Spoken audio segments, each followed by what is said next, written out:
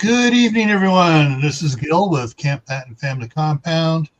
And joining me tonight, we have Tammy from Rebel Tanners and Mark from Chef Tech.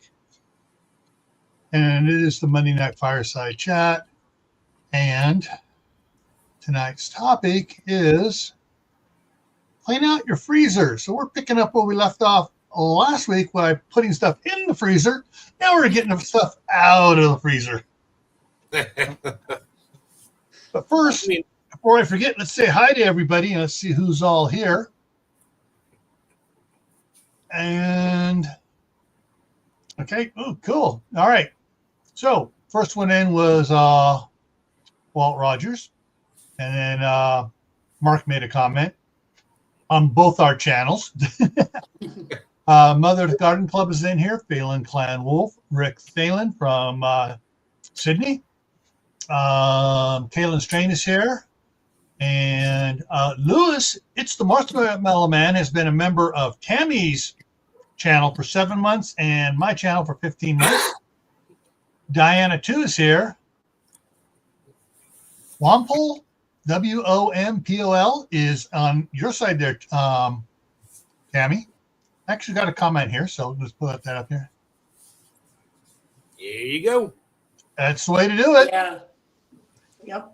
Stock up when it's on sale and then can it as you have time. Mm-hmm. Let's see. Get down here. Tammy Hard came in. And Diana 2 is doing double duty on both channels. She just went over to yours and clicked on your side too. Which means, oh, I gotta change something here. There we go. Change the banner across the bottom. All righty. Oh, and Angel's Homestead is here too. Right. Okay. Before we jump into it, I got to share what I did today. I went out to my chest freezer in the shop, which is set at minus 200 below the outer reaches of outer space. And I pulled out something out of it. Tattooing? Huh? Is that on tattooing? I'm sorry, it's a Rebel Canners. No, that's out at the event horizon of the black hole. Oh. Where okay, nothing to I stay. thought maybe it was where Harrison Ford had to climb into the animal to stay warm on. You mean freeze them in carbonite? Yeah. Yeah. The carbonite. So, I went and pulled out a 10-pound chub of hamburger. And it does look gray on there, but it's actually really red here because it's just the way it's coming out and looking here. Must be from the Gray Man Prepping channel. Yeah. Gray Man is looking a little gray tonight. Everything is gray. So as soon as we're over tonight, I've got a brand new crock pot, big oval one. I'm going to put as much of that in that one as I can, and then the rest of it is going to go in the smaller round one. And I'm going to be making taco meat, 10 pounds of taco meat tonight, overnight. I'm just going to slow cook it all night long. Make sure all those nice flavors get infused in all that hamburger. Because the grandsons will go absolutely nuts over it tomorrow. Moon Over Miami is here. And yeah, the lighting is set to gray mode. And Moon's been a member for 5 months. Nice. Let's see. Do I have? I do have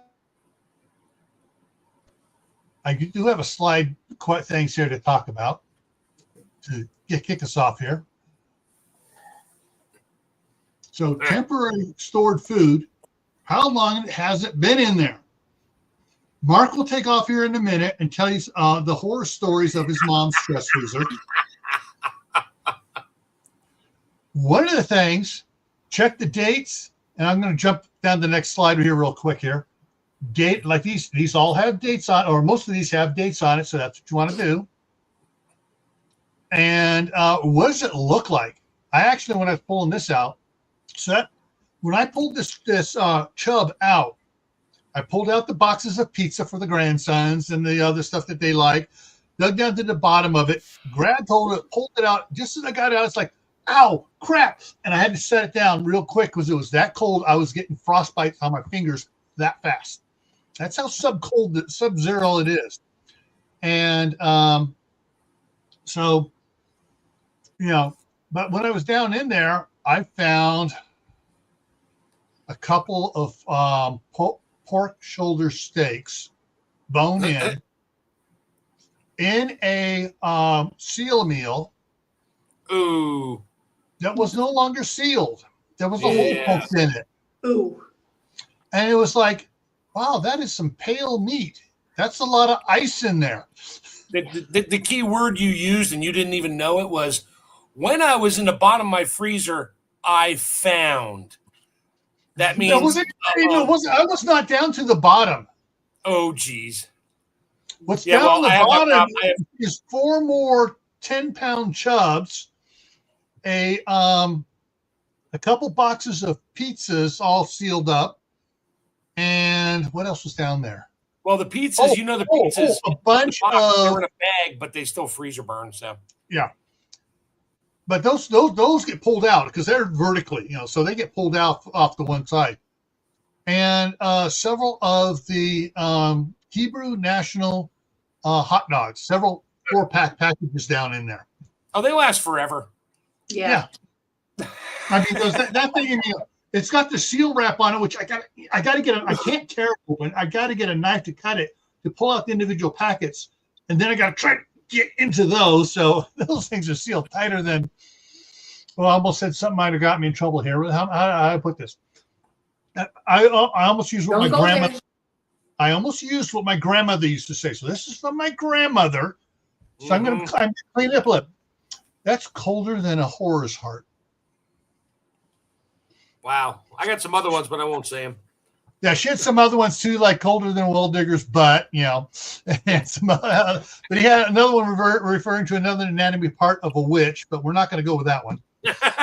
My grandmother got very colorful in saying how cold things were. She was born up in by Coeur d'Alene. Yeah, at least it wasn't hotter than a junkie's spoon. All right. Jack is here. Geeky Gardens is in the house. Actually, there was 50 pounds in there. I pulled 10 pounds out. There's still 40 pounds in the chest freezer. I'm not sure. There also may be a 5-pound bag of the 1-pound chubs from Costco down in the bottom too. My problem is I don't have room in my 2 7-cubic-foot chest freezers, nor my 2. I have a 14-2 upright freezer, which I hate opening because when you open an upright freezer, all the cold air runs out. And then you shut the door and that thing will run for 6 hours to get back down to temperature again. Not only that, when you shut it, you ain't opening it up for 5 minutes. Oh, yeah. Yep. Unless your seal is 30 years old like mine is, in which case, you can open it right back up, which is not a good thing. And I can't get a seal for it anymore. So, Mark, you're going to love this. Tammy, you'll probably love it too. There was a reel on Facebook.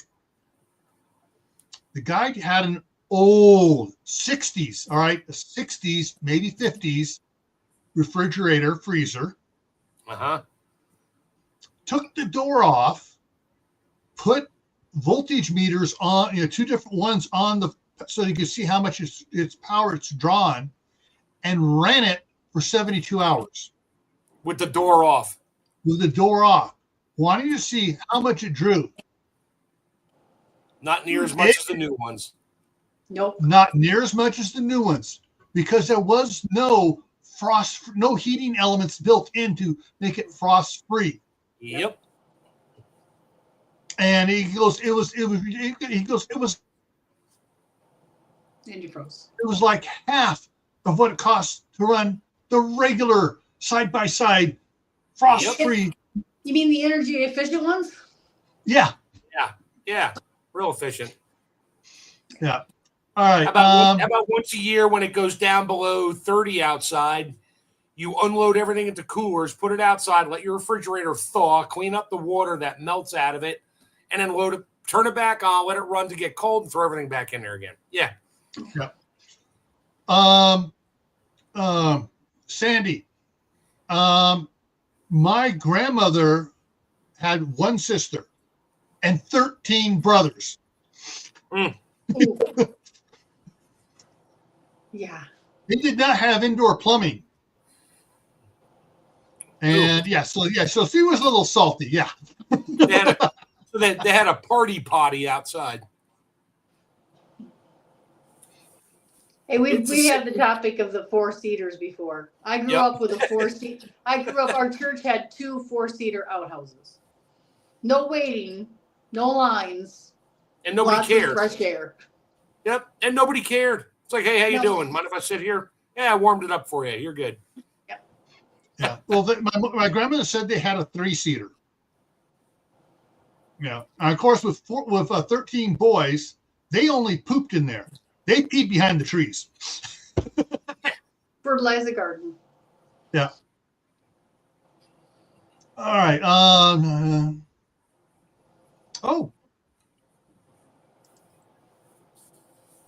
Getting pork loin ready for the smoker, and another one sliced up chopped free. Okay. Speaking of pork loin, Jack Geeky Gardens dropped a video today. I think it was today, maybe it was last night, but cooking up some pork loin as well. He did a video on that. All right, so next thing. All right, so check the date, see how long it's been in the freezer, because if it's been in there really long, you may want to test it before you do something with it. Mm-hmm. What does it look like? Is it all pale and the package is full of ice? So there is a vast difference between freeze dried and freezer dried. Yeah. They do about the same thing, but freezer dried, you don't want to eat it. Well, now wait a minute. So I'm redneck, and we were poor, and I can tell you the trick to saving meat that has been freezer burnt. And sometimes you can save it if you thaw it underwater. Well, and you hydrate it as you're dehydrated. Yeah. So sometimes you can save it, or you can, if you're hungry enough, you can cut off some of that outer edge and still save the inside. Yeah. So you don't necessarily have to throw the baby out with the bathwater. Now there is there are time temperature things for saving food. In a refrigerator, it's whatever period of time depending on the food. Canned is different. I'm not going there. Just because it's frozen is 31 degrees and below.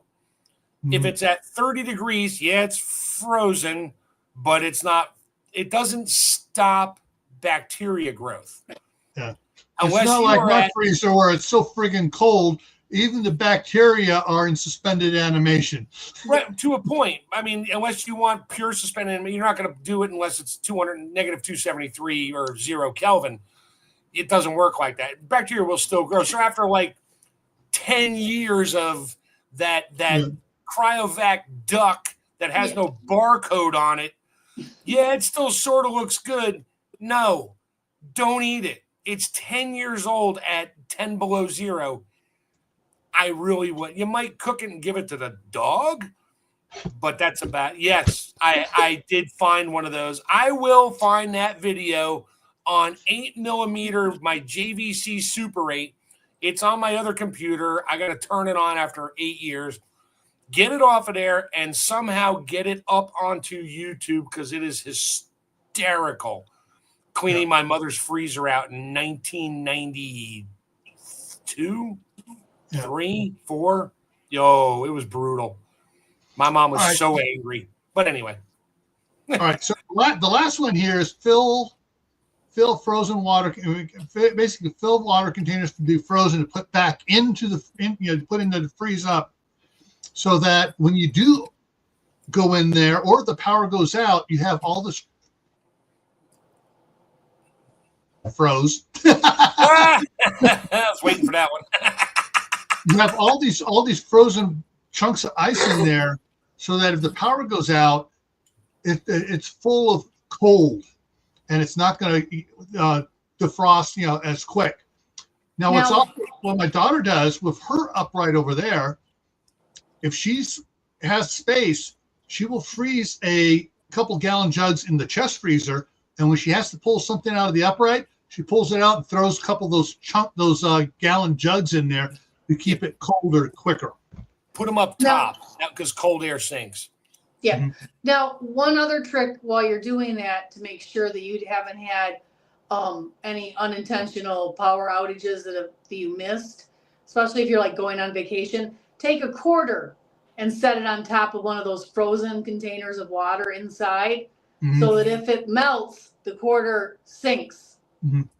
Then you can tell if you've had any, if you've been gone on vacation, if you had any power outages while you were gone that caused thawing. What my mom used to do when we had them in the chest freezer, the big gallons, she would she had an old like a big salt thing of salt Tupperware one, about the size of an old 50-cent piece. Mm-hmm. She'd fill that and put it on top of that, because that would melt quicker than the solid big block. Yeah. Yes. And that would you would see, if it starts, it went down about a half an inch.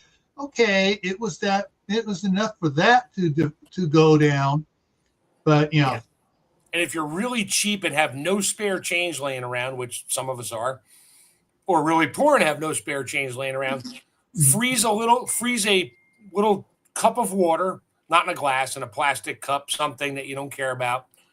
Freeze it first, then just put a small cake pan in there and lay it on its side. Yeah. If you come back and that thing is melted in the bottom and refrozen the bottom of the cake pan, yep, you lost power. Yeah. No money needed. Yeah, Butch, basically what we're talking about is, like, especially what Tammy's doing.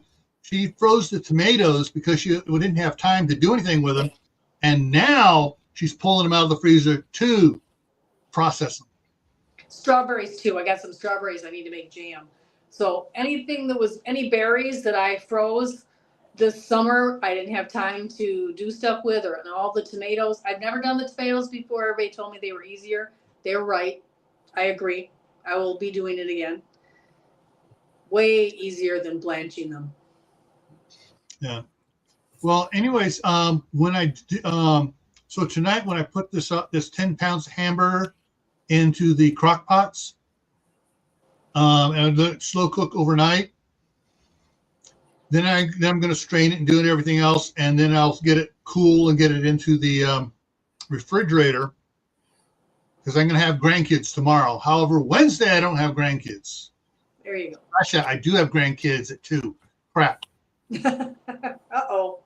But the I may wind up leaving the cooked taco meat from the hamburger, heavily seasoned taco meat, into the refrigerator until Saturday, when I don't have grandkids for sure, and then can it. Yeah. And I may do a live on that one. Just go in there and run the whole process in. Yeah. And I'll probably do it in that pot and water bath it for the proper time, not shorting the time, pretending it's a pressure canner. You're gonna water bath time for water bathing. You're gonna water bath taco meat. Okay. Hey, I need to get this with the coldness here. The house is. I mean, what am I at? I'm at 27% humidity. I need to get the humidity up in here.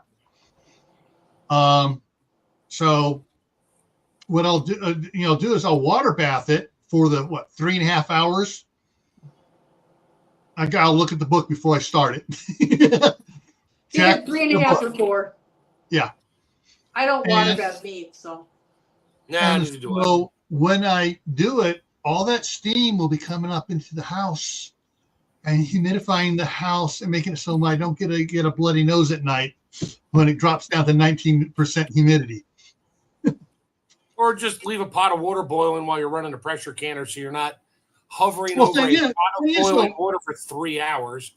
The time thing is though, heating up. You got your heat up time of the pressure canner, your cooking time of the pressure canner, and your cool down time so you can open it, and that is about 3 hours. Yeah. So it's not that big of a deal to go a half hour longer to get more moisture in it and only use one burner. Well, I got to use 2 burners, but the other one I keep down low enough so it's just not a small kettle on a rolling boil to top off the other pot. But a full freezer is a happy freezer. Yes. Yeah. Yeah. It's true. It My takes a- mother-in-law taught me that. Think about it. You buy a brand new chest freezer, 12 cubic foot, big one, and you put in like 2 pork chops in there. You're cooling all that air, and every time you open the door, the air will fluff out a little bit. It's going to run a lot. If you have a full freezer or a reasonably full freezer, and you get all that thermal mass frozen, just like putting the ice jugs in there, which a friend of mine, Richard, does. I taught him that. Then it stays. It doesn't. Once it gets cold, it doesn't take as much energy to keep it frozen as it would to just be chilling off air. Yeah. Now you have thermal mass, not air. Go ahead, Tammy. I'm sorry. I have to go back to Tammy Harder's comment. I live very close to a 2-story outhouse, way back up. Oh, okay. I live close to a very famous 2-story outhouse here in Michigan. So when you say that, I laugh because I think I've taken some pictures hiking of the 2-story outhouse, and it is literally no building around it, just an outhouse that's 2 stories. And I don't even want to know. Yeah. I'm guessing one of the upper floor was set back just about 4 feet from the lower level with long tubes running down, so it just makes a louder splash. It's private property. It's kind of a famous one around here, and I have never, it's not in the kind of repair where you would want to go check out the upper story. Yeah. But they do make 2-story outhouses, and fun fact. But from the outside, it's the same. It does not have a setback. I don't want to know. Chute. They used to shoot like a water flume chute. That's like having an upstairs fireplace and a downstairs fireplace in the same up and down horizontal or vertical. Yeah. I mean, one's offset to one side a little bit, so you're not running smoke into the upstairs, and I'm sure there's some kind of a wooden tube system in there. Yeah, because it predates a lot. I mean, it's old. Yeah. It's very old. I thought it was funny when Tammy said that, because I literally went to take pictures of that for fun. Yeah. All right. So one last comment on the outhouse before we get back to emptying out the freezer. Sorry. Castles. What is that? Castles. When they started putting the facilities in the castle, and it would go out and dump into the moat around it. Yeah. Yeah. All right. In cleaning out your freezer, you want to look. You want to find out what's good, what's bad, what is in really bad condition, what's in really good condition, and then do your judgment calls. Yeah. But if it's bad, when it's something bad like those pork chops, my grandmother would have taken those pork chops, defrosted them in broth. Mm-hmm. Broth. Yeah. And then she would have made a stew out of it. Yep. My mom too. A long, slow cooked stew. And she said the longer you cook it, the more you can revive the meat. Yes. Sure. Yeah. But you can't make bacteria go away. You can only kill it. And now you're eating the dead bacteria, which is its own problem. But anyway. I Hey, digress. well, what you buy at the store, depends on what how you buy long at the they've been store in today, there. it's probably healthier than what you buy at the store. Yeah. Back then, absolutely. But now, if you buy it at the store and put it in the freezer and open it up and it's freezer burned a year or two later because it wasn't stored properly, yeah, you're growing more stuff in there, whatever. Yeah. Now, if you open up that Cool Whip container that had leftover broccoli in it from 2 years ago, and the broccoli weighs nothing, and all the snow is stuck to the lid of that Cool Whip container, yeah, you might want to throw it out. Because you ain't reviving that one. Sorry. Yeah. There. Speaking of freezer stuff and everything else, like here. Let me go and drop this down. Maybe I can find it here real quick. I found. It's freezer burned. Yeah, I thought I found a reel yesterday. How they make lunch meat. We're talking. I want to know that. That's Like, what sure I'm you want to show don't that? want to know. I'm not going to show it. I was just going to put the link at this if someone wants to go do it. They were making like the pimento loaf or the bologna. I never saw any meat go in there. I saw this powder go in, that powder go in, this bucket of red liquid go in. It's extruded. It's Yes. like it's the vile. pink slime theory of stuff. You really don't want to know how they make some of the lunch meats that aren't No. like. I have never liked, even as a little kid, the pimento loaf. My Now, mom did. I've never liked that. I mean, I look at this like, how do they make that? And my mind as a kid was going, yeah. But yeah. Anyways, My mom would buy that. I wouldn't eat it. I'm not a fan of bologna either. My son absolutely loves ground bologna sandwiches. Loves them. yeah. I like certain bolognas. No. Okay. I just don't think about it. Well, a hot dog is just a mini bologna. It's all it is. So let's go with that. Well, too. and I can't eat anything with nitrates, so that leaves bologna, hot dogs, all of those things, salami. Hey, there's a new topic. Why do we need nitrates? We don't. We don't. There's Yeah. that's the end of that. That conversation won't last an hour. Yeah. The come on, brain. Back when they were first making bologna, when they first made bologna and stuff, and the original hot dogs and everything, it was it was brown because it didn't have nitrates in it. It had salt to preserve it and spices. Mm-hmm. Heavy And on the that- spices. And that's all they needed. Yeah, the flavor was fine. The curing was fine. But I didn't like the way it looked. It needs to be pink. Yeah. Yeah. Lewis, not the all beef Hebrew National I get. It's made from the front part of the cow. Yeah. There's no pig lips or butts in there. It's all cow lips and butts. But yeah. No. It's the front half of the cow, not the back half.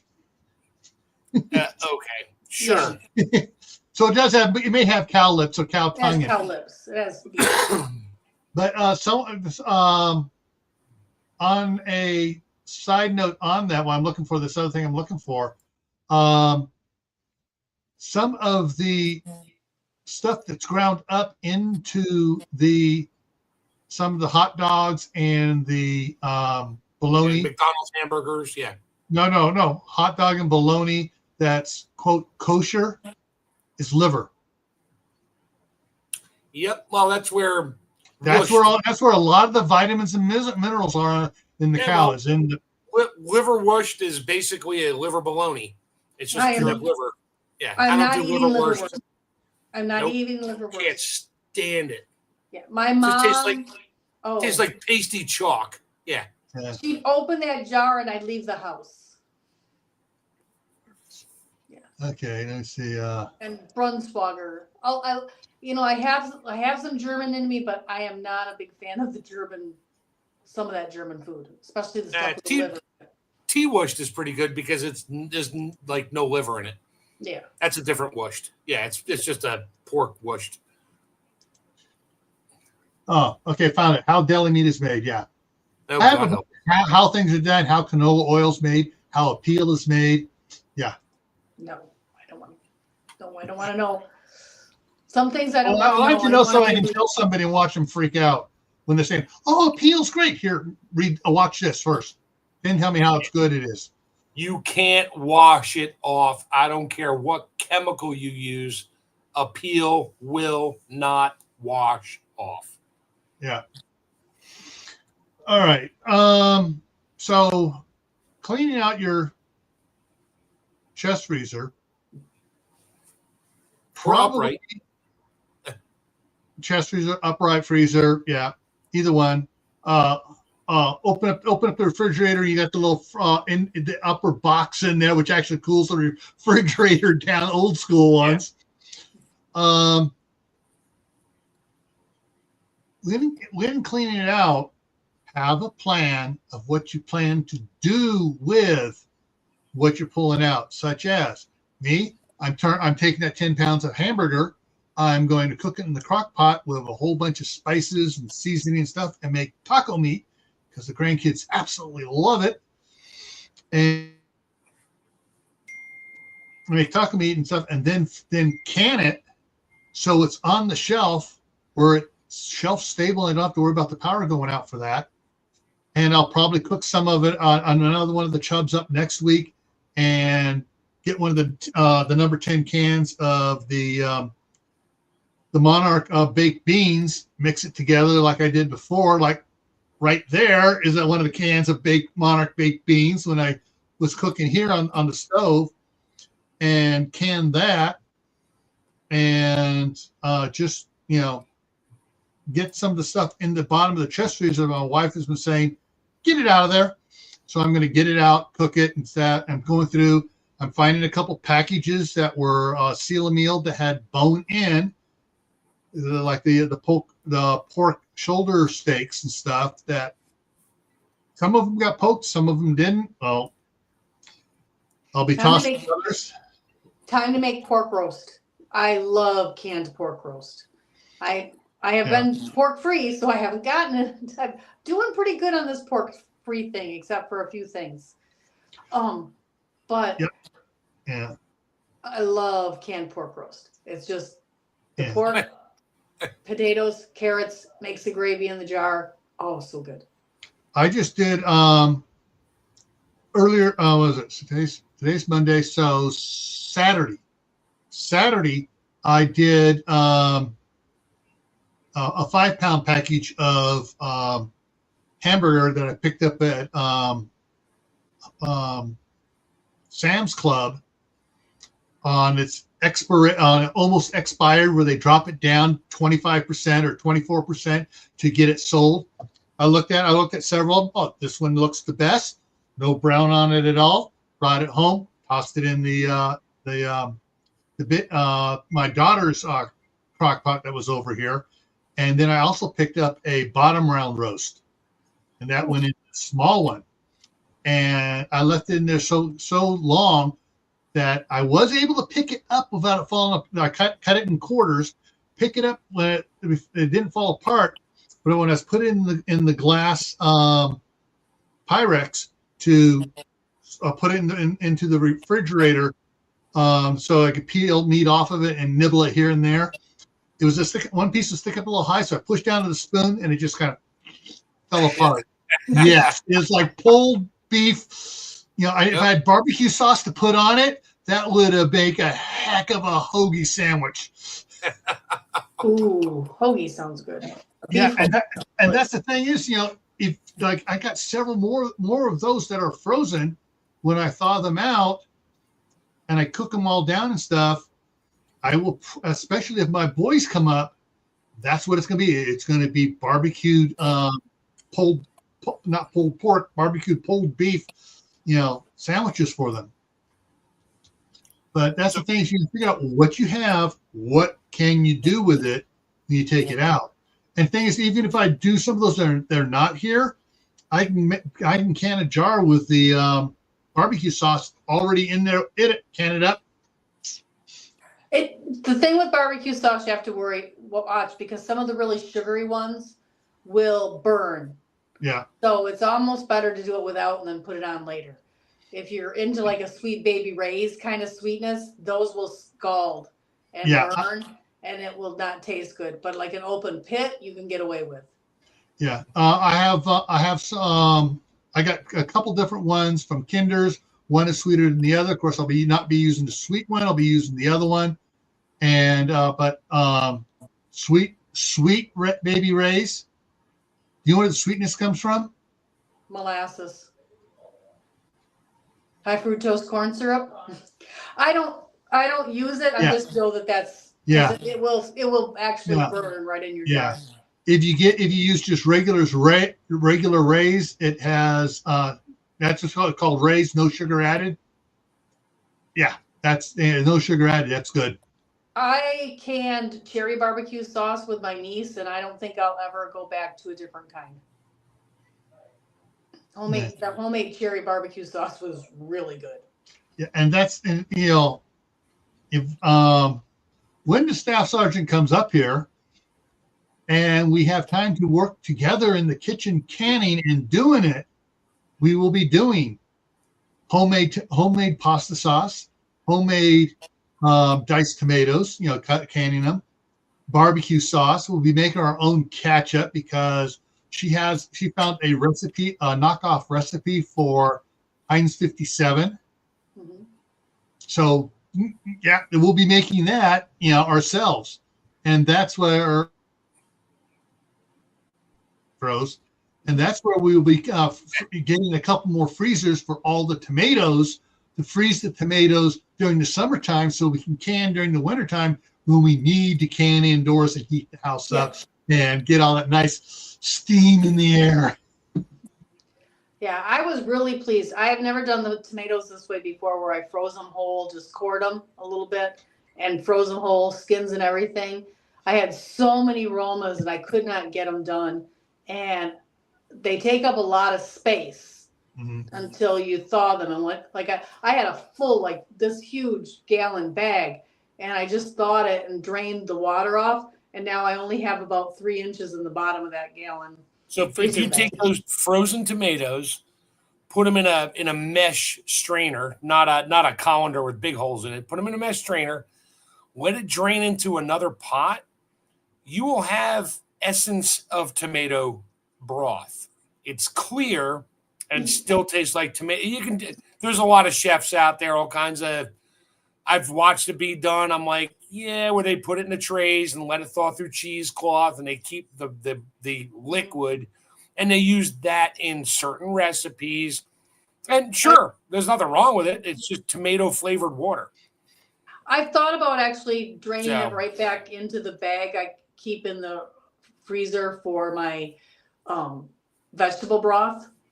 I just didn't this time. That's a really good idea. I should have just poured that in there. I've got all my onion skins. I know you don't like onion skins. Garlic skins, my ends pieces, my celery hearts at the end, all that in there, waiting to make some broth. So I should have put that in there for the liquid. And that is something we will do later after when my wife is up here, because we will get a couple more chest freezers, plus the two. Yeah, she has two chest freezers and an upright freezer down there that'll come up with her. And one of the things we will do is we will get a whole cow. Yeah. And all the bones and all the fat. And we will render tallow. We will do bone broth. And so we will have, when the snow's on the ground, we will have a kitchen going full time. So, and then we will be cleaning out the freezer during the wintertime, and come the next summer, we'll start filling the freezer back up, tomatoes, zucchini, and all the other fun stuff. And then in the wintertime, we'll typically emptying the freezer back out again, canning it, and putting it away. So we have several years worth of canned food. That's our goal, is to have 5 years worth of canned food done and going. And you get a freeze dryer. that will be the other thing, that probably the second year she's up here, we will get a freeze dryer. That's when you get my phone number. But anyway, hey, Tammy, so how many years have we been hearing Gil say, when my wife gets up here, Yeah. All right.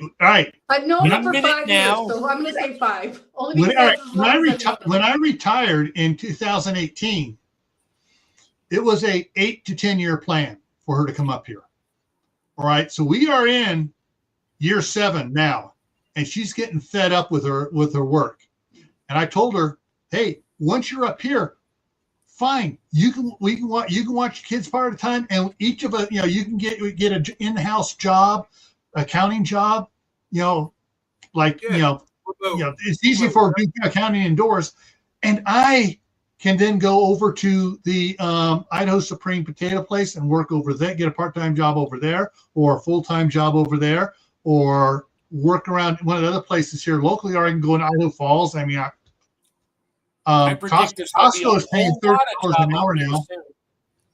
Costco's paying $30 an hour, so I may be going to Costco for $30 an hour. Yeah, there's going to be a whole lot of job openings soon, I predict. Not going to get too deep into that one. But lots. You could be a landscaper.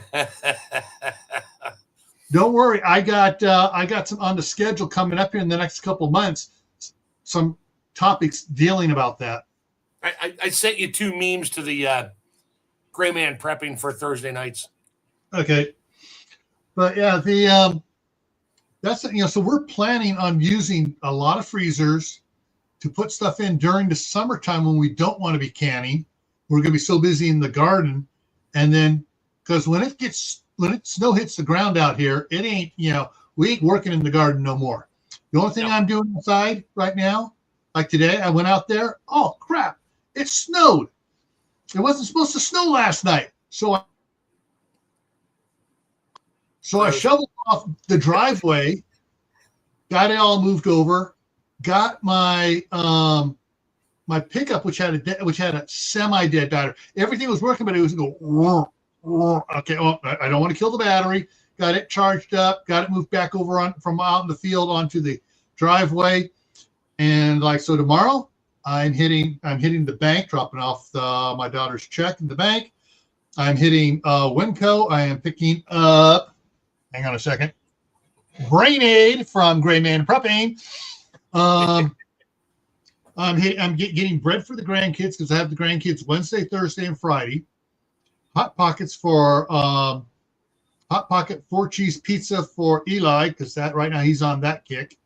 Taquitos for the other boys and a couple other things I'm going to be picking up there. And then I'm filling 6 30-pound bottles of propane around noontime from the place down, the gas station down here, going down there and filling all my propane bottles so I can have propane for my little top stove top there. So Saturday I can. Hey, I think Tammy has a recipe for making your own Hot Pockets. Don't you? Was that you, or maybe it was another channel I was watching? I've made them before, but I don't call them Hot Pockets. But yeah, I've made them before, but I don't think I've done a video. Yeah. But I won Super Bowl. I made 37. I call them Stromboli. We call them Stromboli. Yeah, it is Stromboli. Yeah. Yeah. So I made 37 Strombolis, one Super Bowl. They're so easy. So easy. Hi, Benny. That way you don't have all those added extra chemical ingredients in your freaking Hot Pockets. Sorry, all those things. So yeah, I know it's I would like to get a good recipe for the 4-cheese pizza Hot Pocket that is homemade. Pastry dough and everything else. Do it all right and just do it oven baked on it. Literally, it's just pizza dough that you fold over in half. Yeah. And the thing is with pizza just like you would, and you fold it in half. Yeah. And you got to run the little thing to seal it up and you would. Well, that's the thing with Eli. He also loves loves pizza, specifically both him and my oldest son, who has Asperger's. But he gets along with everybody else. You can't tell he's on the spectrum at all, but he has Asperger's. But he won't shake hands. He won't do this, and he's terrified to death of girls. because hey, that means intimacy. No, I'm still terrified of girls, and I've been married for 35 years. I was waiting for that. But anyways, Alex and Eli both love the Costco cheese pizza in the 4-pack in the box, the Kirkland brand. And actually, I think it tastes better than most of the ones. It tastes better than Domino's. It tastes better than Round Table. It tastes better than Pizza Hut. Yeah. But yeah. Those are so easy to make though at home. So back to the freezer thing. Here's one thing that you don't want to buy a ton of them when they're on sale. Is those, we'll call them like Totino's pizza rolls. They're just, the little dough things in a bag or a box. They're not sealed very well, and they're frozen. They're kept frozen at like 30 to 40 below in the supermarket before they go into their door freezers, which are only about 10 below, maybe. And then you bring it home and throw it in the freezer because they were on sale for $4.99 a bag, and you forget about them for a couple months. And then you open a bag up, and it's nothing but frost, and the dough is all white because all the moisture's gone. Yeah, stuff like that I wouldn't do for any kind of long-term freezing. My wife likes to buy mozzarella sticks when they're on sale. I'm like, well, that's great, honey, but they've been in there for 2 years now, and now they're all frost. And the cheese weighs nothing, the sticks weigh nothing, and all the frost is now inside the box. So box stuff, not so much. If you're going to buy frozen vegetables, what I do is I'll take those frozen vegetables in the bag. I'll put them inside a seal-a-meal bag. I'll poke a couple little holes in the original bag so it sucks the air out of them, and they'll last a little longer in my freezer. I don't even freeze those. I just bring them home, throw them in the dehydrator. They're already blanched. I get the mixed vegetables when they're like $1 a pack, and I bring them home and I throw them on dehydrator trays and throw them in my dehydrator. They're already blanched. They're already cut up, and then I use those to store and put in my soups. Yeah, for soups are great. You're not going to rehydrate it and just serve it as mixed peas and carrots. They don't rehydrate in a dehydrator. Freeze dryer, sure. Dehydrated, not so much. Yeah, we don't do peas and carrots, or we don't do like a side of vegetables in my house like we should. There are some we do, but like peas and carrots, nobody would eat that. So I put those in pot pie or in stir fry or soup. That's it. Bad joke. My mom is the only woman I know who cooks carrots and peas in the same pot. Okay. Anyway. I can't find it here right now. I'm looking I'm pretty sure we get it at Sam's Club, but it's the bag of little balls of dough to make dinner rolls. Oh, yes. And you thaw them out and stuff. Mm-hmm. Those, you can thaw those out, and then you can work them, and you can stuff them, reseal them, and then bake them. Yes. One of the things that we've done with stuff out of the freezer before it went bad was the crescent rolls. Take them out, pull the triangle out, and stuff those, and then pinch it over and cook that stuff too. Did you see my recipe for toaster strudel, using the crescent roll, the puff pastry dough and jam? When you have you got some jam you need to use up, you can make your own Pop-Tarts with puff pastry dough and jam. And that's it. That's all you need. Of course, I would probably be making the Pop-Tarts by using my cinnamon frosting recipe for this stuffing. Yep. Brown sugar cinnamon ones. But yeah, you can use that too. Yeah. Just remember everyone, Pop-Tarts are extremely flammable. The original Pop-Tarts are extremely flammable. Don't forget about them in your toaster. They will go up in flames. It's happened to me. I love Pop-Tarts. Don't get me wrong. I love Pop-Tarts. But I also wonder about the necessity of getting my daily requirement of copper. It's the only food where you read the ingredients and your percentages of, you're getting all your nutrients, and it lists copper as one of your nutrients that you're getting. You can chew on a penny. Actually, that's one of the things that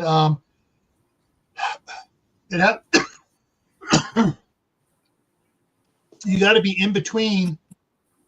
I mean, this is the amount of copper's good. You get two. Let me do it this way. This is the way copper is good. Below it, you have side effects. Above it, you have side effects. Yeah, it's a narrow band, though. It just amazes me that that's listed up. Nobody else lists copper, but Pop-Tarts from the store, have your daily requirement of copper on them. It's just weird. Oh, battery. Yeah. So a belt loop's in here on your side. CD, who Homestead's in on my side. What do we got up here? Okay, pigs in a blanket. Yeah, that. I got to get my charger cord and plug in. I just got a low battery. I'll be right back. All right. And the Pop-Tarts. Oh, yeah. Our number one thing since I was, Pop-Tarts first came out when I was a little kid, brown sugar cinnamon was me, and my brothers. That was it. My sister liked the strawberry frosted ones. I like the brown sugar cinnamon a little bit, but I can only eat so much of it. But I love me from some strawberry frosted ones.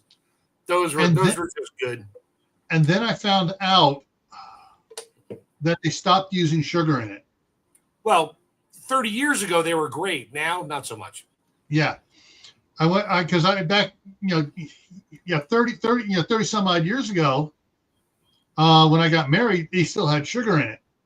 And then all of a sudden, it was only 5 ingredients. Now there's 30 ingredients. Yeah. Yeah.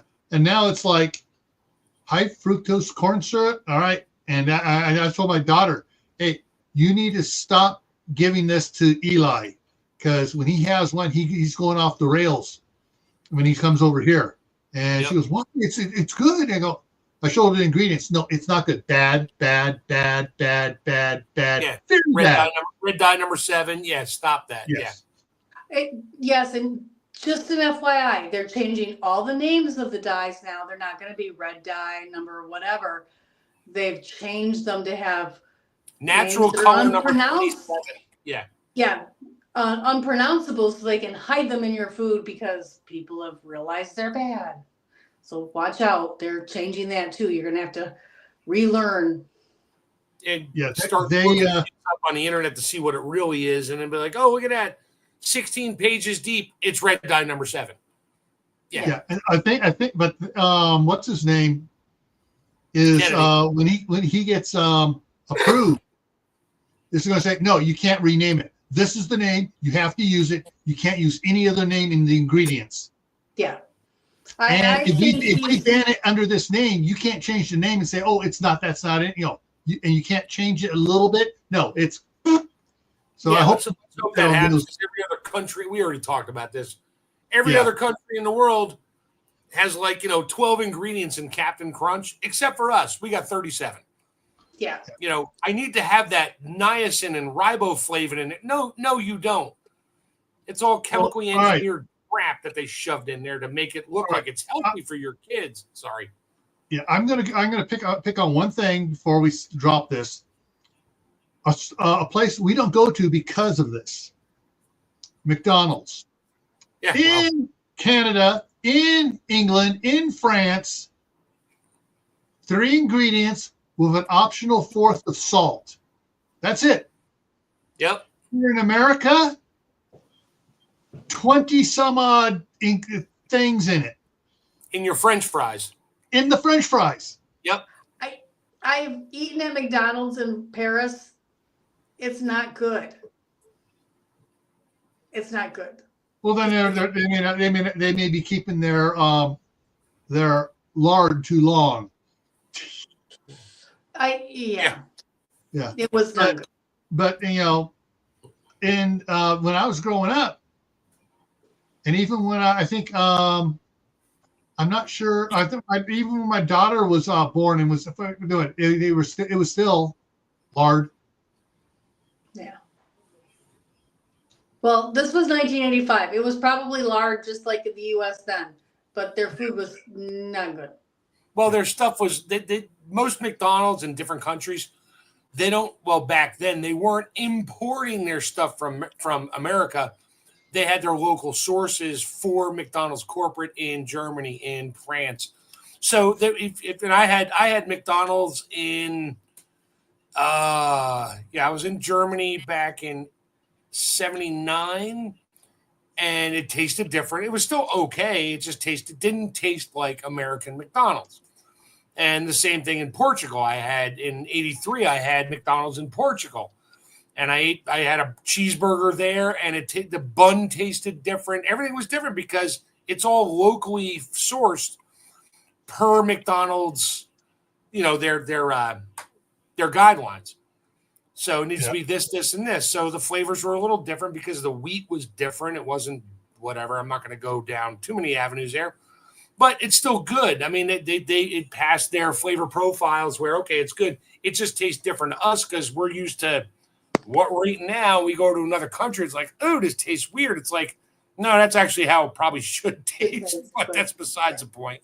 All right. I knew back when my daughter was born in 92, the hamburger buns at McDonald's had a lot of sugar added to it.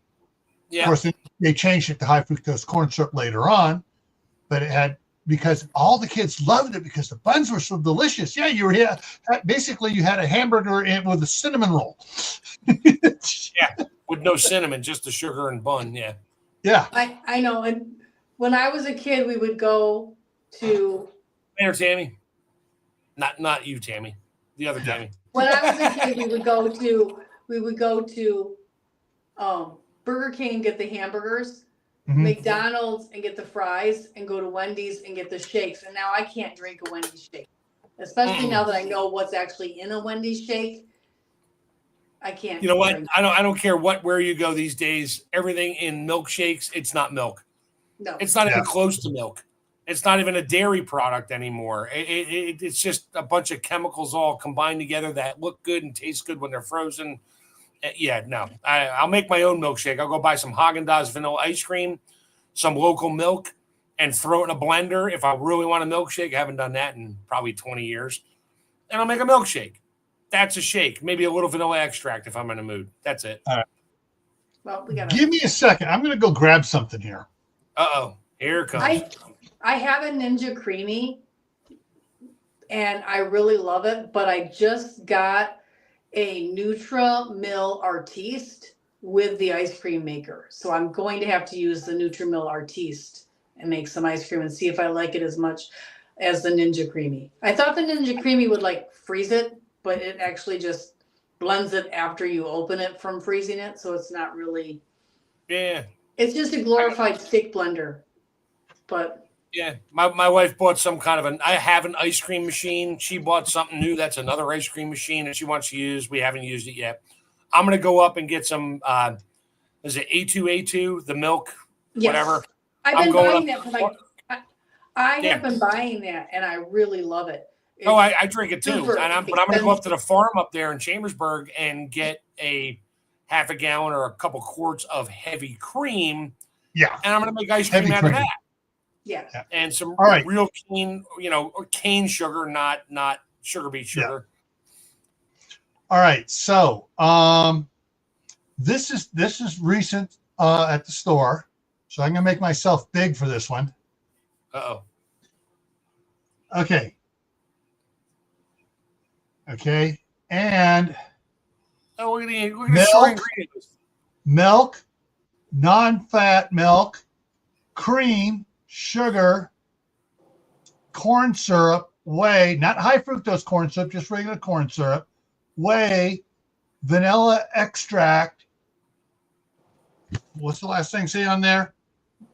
And then it has the monophilic things on it. Now the other one, which is called Fars, doesn't have the corn syrup on it, and that's the other one that's local here. Doesn't have the corn syrup.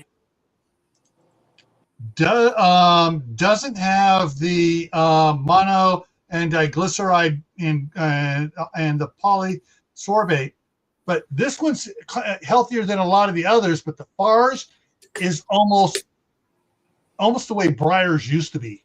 Ooh. Yeah. The Breyers vanilla used to be Good. heavy cream, milk, sugar, vanilla extract, not our imitation vanilla, and no sugar. Sugar was the last ingredient, just a pinch. Yeah. That bucket you have right there, that's what I keep in my freezer when I have one. And I throw all my vegetable scraps in it. And when that bucket is full, it's the perfect size to make vegetable broth. There you go. Even corn syrup. I mean, the corn syrup, it's GMO corn. So you got that going for you there. That's the problem. You know, the corn syrup of years gone by, the old Carol corn syrup of the 50s and 60s was a lot healthier than the Carol syrup of today. Yep. My grandson is lactose intolerant, and he's now just turned 1, so he can have milk. And my daughter's like, I don't know what to get him because he's not doing well, and all those other things on the market have so many different additives. And I managed to find some A2 milk at the health food store. Yeah. It's $5 a half gallon. Yeah, I'm paying $4.50 for a half a gallon of A2 at the store by me. But you know what? I don't drink that much milk, but not anymore. I used to drink, like when I was young growing up, I was drinking like a gallon or more a day. I was running my mom out of money. Yeah. But now it's like, oh, well, it's nice and creamy. It tastes really good. I'll have that with like my grilled cheese sandwich. There's a Mennonite ice cream shop near mom. Down by Twin Falls. Down by Twin Falls, yeah. All right. Yeah, there was which was it? Was it Grubba Homestead? It has sheep. Anyways, they were talking about the milk and stuff, and they say it's for a quart of the sheep milk has 1.5 calories more, but the rest of it is so much healthier than regular cow milk. And I'm like, okay, I got to find someone around here who has sheep here close by and see if I can get a free sample. Give me a glass. Let me see if sheep milk's that good. Yeah. I like the goat's milk. I don't like cow's milk, but that's probably because I have a little bit of intolerance to milk. Yeah. But I love goat's milk. But again, the same thing with the sheep. You got to make sure what they're eating. And there's not a lot of sheep that will stand still for milking. Yeah. They're too flighty. They're too flighty. Flavor profile. Yeah. Yeah. Yeah. There is there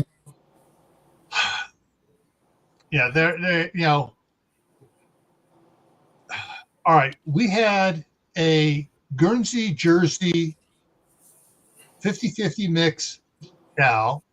Then my dad bred her, and she dropped. And he bred her with it was a 50 Angus and 50%.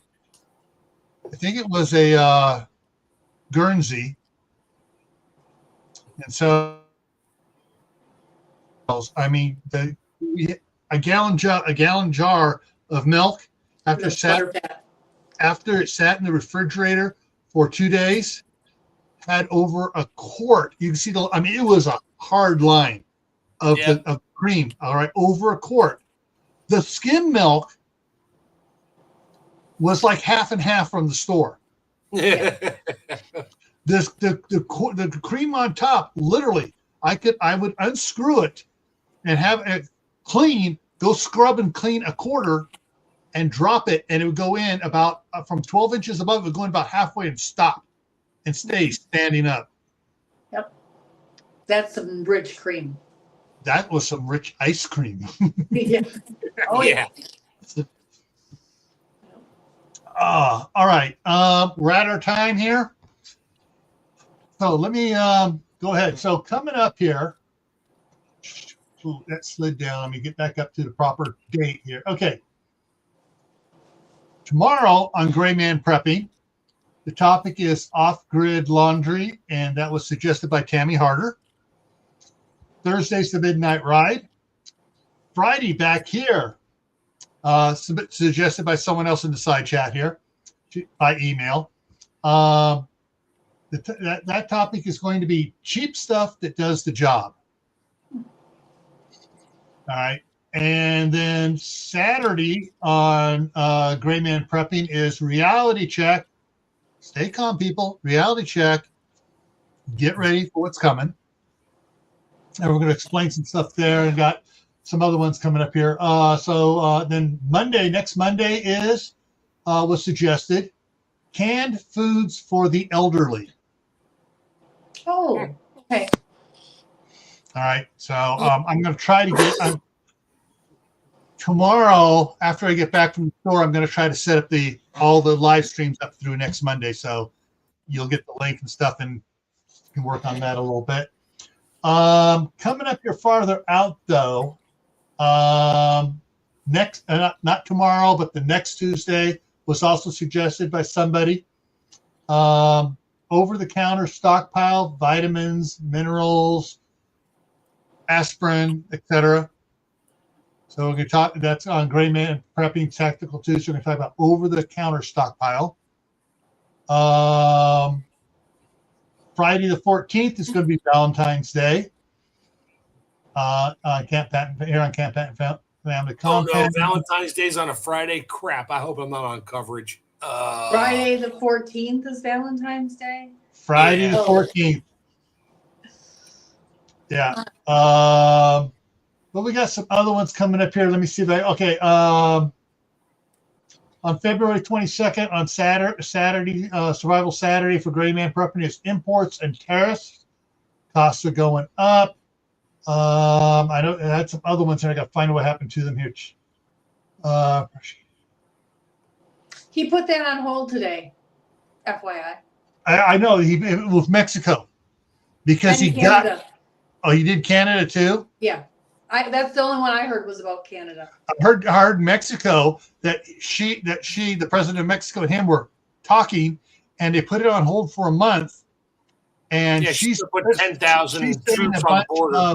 Troops on the border to block off their side of the border.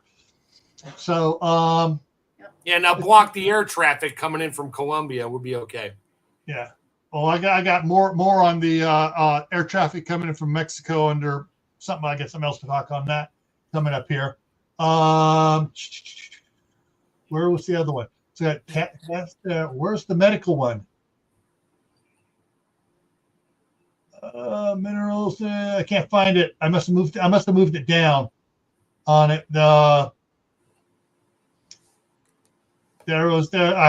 have it set here somewhere for medical supplies costs going up as well because of what's going on in the land of the Red Dragon and all their stuff failing. The companies over there failing. If you have a Dollar General near you, I picked up a little pocket size first aid kit for $2 on clearance today. I got yeah, but what's in it? Pair of scissors, 3 Band-Aids, and some no, gel. Not even that. It was very basic, but I wanted the little container. It's Johnson & Johnson, so it was actually good Band-Aids, and it had the little iPad ones. Yeah. And there's 2 iPads, 2 regular Band-Aids, 2 other odd-side Band-Aids, and 2 hand wipes. So it wasn't